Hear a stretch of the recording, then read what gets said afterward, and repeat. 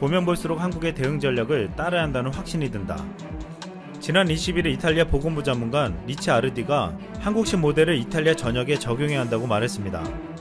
최근 중국에 이어 가장 큰 피해를 입고 있는 이탈리아가 정부 차원에서 한국의 대응 모델에 대한 본격적인 연구에 들어갔습니다.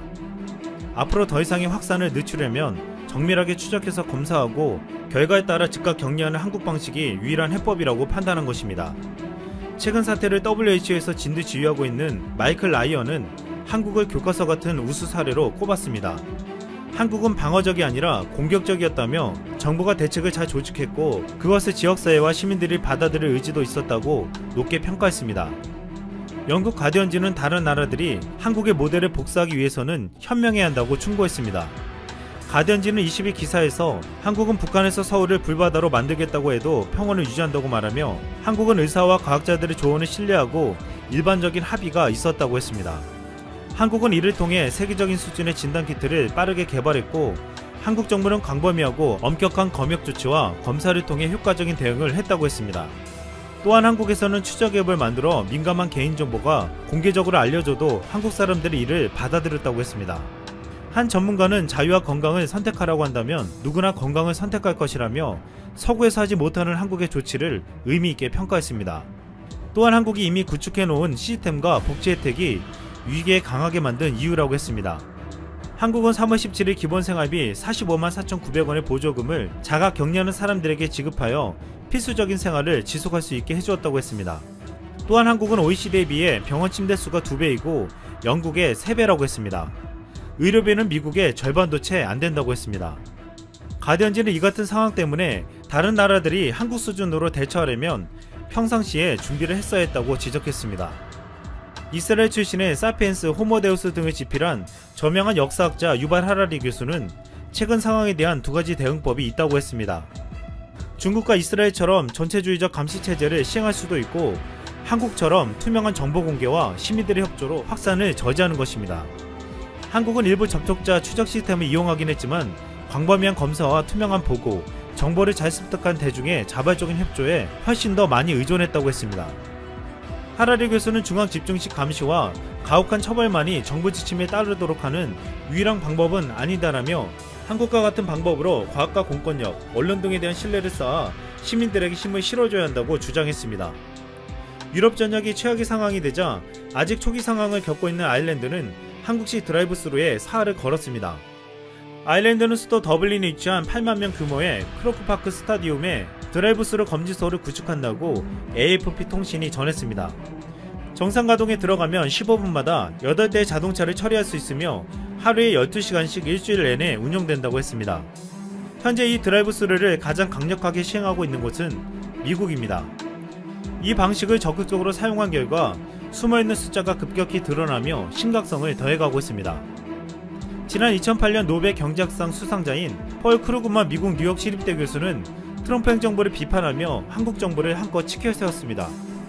그는 미국 정부의 대응은 느리고 부적절했으며 모든 책임은 불과 며칠 전까지만 해도 위협을 과소평가하며 조치를 취하는 것을 막은 트럼프 대통령에게 있다고 비판했습니다.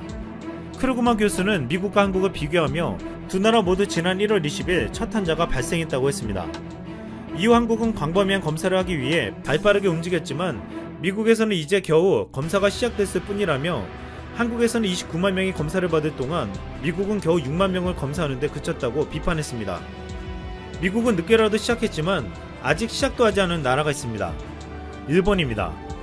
미국이나 유럽과 달리 일본은 유독 한국의 대처 방식이 문제가 있다고 지적했습니다. 일본은 한국의 드라이브스루가 위험하다고 폄훼했고 한국처럼 대규모 검사를 하면 의료 붕괴가 올 것이라고 했습니다. 하지만 이제 일본은 자국 내에서 폭로가 이어지고 전 세계에서도 의심과 비판을 받기 시작하자 해결책을 모색하고 있습니다.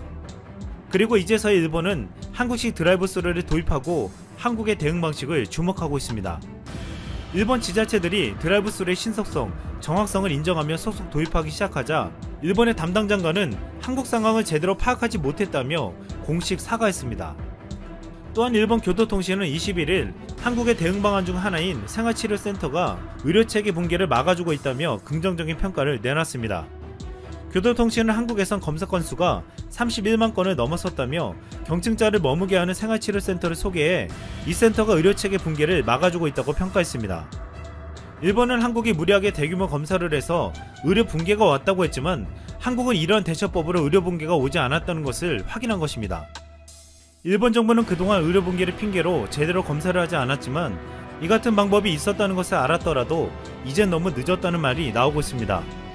블룸버그는 20일 미국 다음은 일본이라고 노골적인 기사를 보도한 바 있습니다. 이번 사태를 겪으면서 전 세계는 한국의 방식을 모델로 삼고 있으며 이젠 한국의 진단키트를 앞다투어 요청하고 있습니다.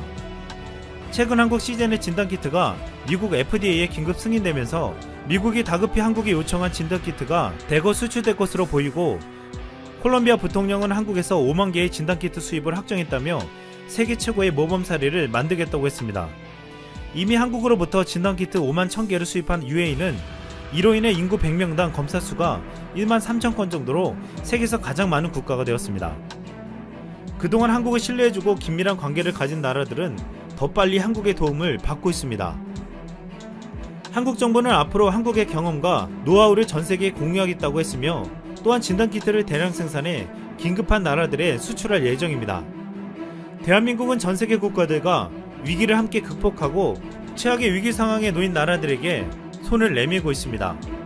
한국과 같은 취급하지 말라. 최근 아베 총리가 한국과의 외교를 거의 봉쇄하듯 막고 난 후 한 발언입니다. 하지만 이렇게 경제는 내팽개친 채 한국을 비난하기 바쁜 아베 내각과는 달리 일본의 전문가들조차 아베 총리의 강력한 경고의 메시지를 날리고 있습니다. 마이니치 신문의 전문 편집위원을 맡고 있는 요라 마사오는 아베 총리가 전문가의 회의나 담당 부처의 의견을 거의 듣지 않는다 지적했고, 매번 갑작스럽게 발표해 큰 혼란을 야기하고 있고 지지율이 급락하고 있는데 특히 우파로부터의 비판을 아베 총리가 상상하는 것 이상으로 신경을 곤두세우고 있다 전했습니다. 자, 그런데 일본이 이렇게 정신을 못 차리는 이유가 드디어 밝혀졌습니다. 지난번에 러시아의 블라디보스톡 세관이 일본에서 수입된 토요타 프리우스 하이브리드 자동차에서 기준치를 초과한 방사선을 확인해 일본으로 돌려보낸 데 이어서 이번에 또 기준치를 초과한 방사선이 검출된 차량을 일본에 반송시켰습니다. 도쿄올림픽을 4개월 앞두고 이번 러시아의 발표는 일본에 상당한 타격이죠. 여기에 바로 어제 발표한 그린피스의 보고서가 전세계적으로 핫 이슈가 되고 있는데요. 보고서 제목은 2020 후쿠시마 방사능 오염의 확산, 기상영향과 재오염. 이번 보고서는 그린피스가 방사선 방호 전문가팀을 직접 일본 후쿠시마 현지에 파견해 종합적으로 조사한 결과를 담고 있습니다. 국제원자력기구가 위험 단계로 지정한 방사능 수치가 0.3에서 0.5 마이크로시버트 퍼 아워인데 사고 전보다 무려 137배 높은 수준인 5.5 마이크로시버트 퍼 아워가 관측된 것도 있었다고 그린피스는 밝혔습니다. 더욱 심각한 점은 2020 도쿄올림픽 성화 출발지인 제이빌리지, 최근 일본 정부가 재염 작업을 실시했다고 공식 발표한 곳에서 원전 사고 전보다 무려 1775배에 달하는 방사능 농도죠. 71 마이크로시버트 퍼 아워가 발견되었다 밝혀져 논란이 되고 있습니다.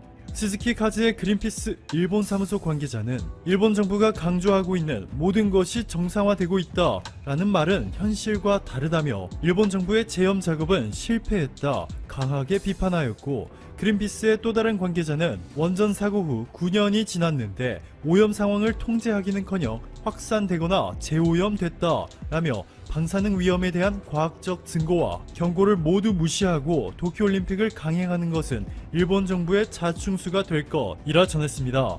자, 여기서 끝이 아닙니다. 세계에서 가장 영향력 있는 막강한 언론사죠. 월스트리트저널이 쐐기를 박습니다. 월스트리트저널은 최근 도쿄올림픽 조직위원회의 다카하시 하루유키 이사와 인터뷰를 하였는데 여기서 일본의 충격적인 내용이 공개됩니다. 하루유키 도쿄올림픽 조직위원회 이사는 올해 여름에 도쿄올림픽이 열릴 수 없다면 1, 2년 정도 연장하는 것이 바람직하다 라 말했다 월스트리트저널이 보도하였습니다.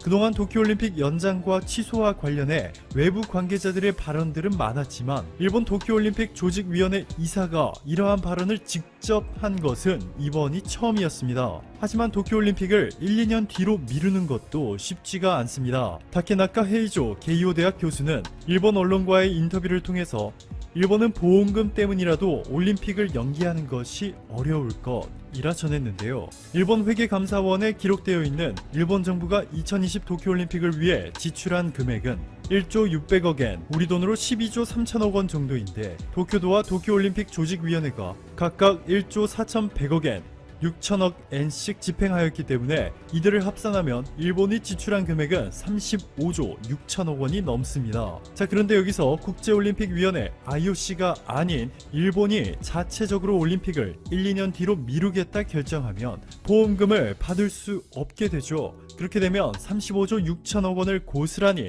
날릴 수도 있다는 것이고, 가파른 속도로 지지율이 폭락하고 있는 아베 총리는 더 이상 정권을 유지하는 것 자체가 불가능해집니다. 하시모토 세이코 도쿄올림픽 담당상은 최근 IOC가 취소할 권리를 갖는 것은 2020년 중에 개최하지 않을 경우 라고 쓰여 있고, 따라서 2020년 중에는 연기가 가능한 것으로 해석한다 라 발언하였는데요. 이것조차 쉽지가 않습니다.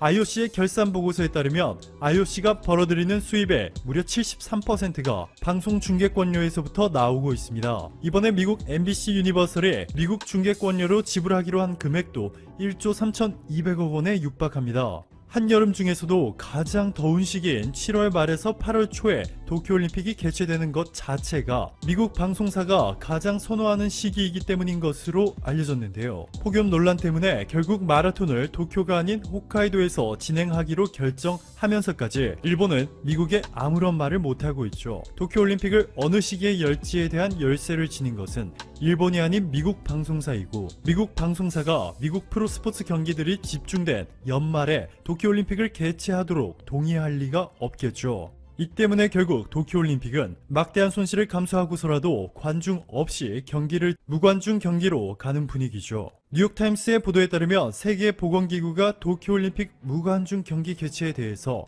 내부 협의를 이미 했고, 관중 없이 올림픽을 강행했을 때 이점과 그에 따르는 리스크를 의료 담당자들과 협의하였다 전했습니다. CNN에 따르면 실제로 도쿄올림픽의 첫 공식 행사인 성화 채취를 무관중으로 열기로 결정하였고, 바로 어제부터 그리스에서 아무도 지켜보지 않는 가운데 도쿄올림픽의 공식 행사가 시작되었습니다. 오늘도 감사합니다. 최고로 힘찬 하루 보내시길 바랄게요.